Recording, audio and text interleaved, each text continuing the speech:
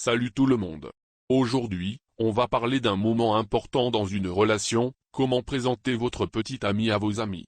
C'est une étape qui peut être stressante, mais pas de panique, je suis là pour vous donner tous les conseils dont vous avez besoin pour que tout se passe bien. Abonnez-vous à mon canal Telegram, il y a encore plus d'informations là-bas. Allez, c'est parti. Quand on est en couple, il est essentiel que notre partenaire s'entende bien avec nos amis. Cette présentation permet de créer une harmonie entre nos différentes relations. C'est aussi un moyen de montrer à notre petite amie qu'elle fait partie intégrante de notre vie, ce qui peut renforcer notre lien. En plus, nos amis jouent souvent un rôle de soutien et de conseil, donc il est bénéfique que tout le monde se connaisse et s'apprécie. La préparation est la clé pour que la rencontre se passe bien. Commencez par parler de votre petite amie à vos amis, qui elle est, ce qu'elle aime, ses passions. Cela permet à vos amis d'avoir déjà une idée positive d'elle avant même de la rencontrer. Ensuite, choisissez un moment et un lieu approprié. Un cadre détendu est idéal. Pour faire les présentations, il ne faut pas choisir un événement spécial ou important pour tout le monde, comme un anniversaire ou un mariage. Elle ne doit pas se sentir comme une bête de foire et au centre de toutes les attentions. Il vaut mieux opter pour des rencontres informelles, comme une soirée dans un bar, un match de foot, ou un festival de rock. Choisis un endroit où vous pouvez vous fondre dans la foule et partir discrètement à tout moment, sans attirer l'attention. Informez également votre petit ami sur vos amis, leur personnalité, ce qu'ils aiment, et les sujets à éviter. Cela la préparera mieux à la rencontre et elle se sentira plus à l'aise. Il y a plusieurs pièges à éviter quand vous présentez votre petit ami à vos amis. Parler de vos ex-partenaires est un grand nom. Cela mettra tout le monde mal à l'aise et risque de créer des tensions. Évitez de vous vanter ou de trop parler de vous-même.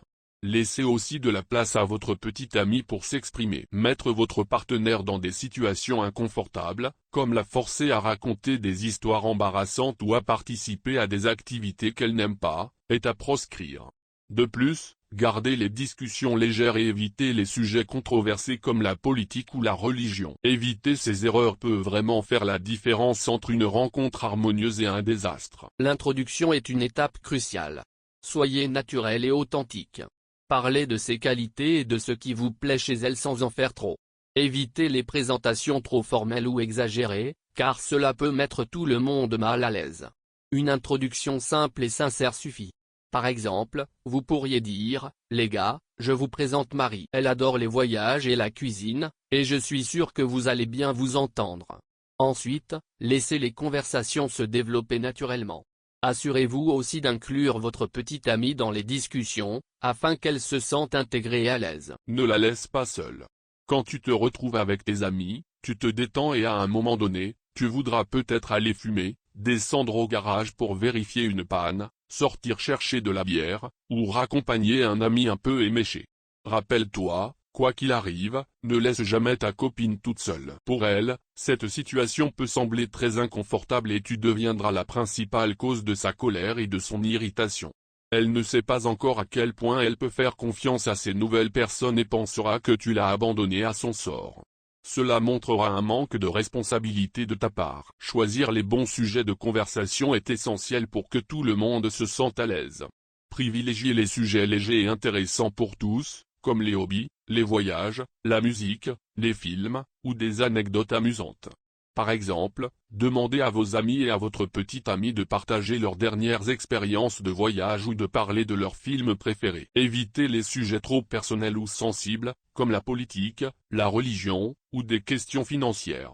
Si vous connaissez des intérêts communs entre vos amis et votre petite amie, mettez-les en avant pour favoriser les échanges. Même avec une bonne préparation, des situations embarrassantes ou imprévues peuvent survenir. La clé est de rester calme et détendu. Si quelque chose d'embarrassant se produit, utilisez l'humour pour désamorcer la situation. Par exemple, si un ami fait une blague maladroite, répondez avec un sourire et changez de sujet rapidement. Si la situation devient trop inconfortable, proposez discrètement à votre petite amie de prendre l'air ou de vous éloigner un moment. Montrez-lui que vous êtes là pour elle et que vous gérez la situation avec assurance. De plus, anticipez les imprévus en ayant toujours un plan de secours, comme un endroit tranquille où vous pouvez vous retirer si nécessaire. La première impression joue un rôle déterminant dans la façon dont vos amis vont percevoir votre petite amie, et vice-versa. Une impression positive peut poser les bases de bonnes relations futures et faciliter les interactions. Pour que cette première impression soit réussie, il est important que votre petite amie se sente à l'aise et bienvenue. Assurez-vous qu'elle soit bien présentée et qu'elle ait l'opportunité de montrer qui elle est réellement.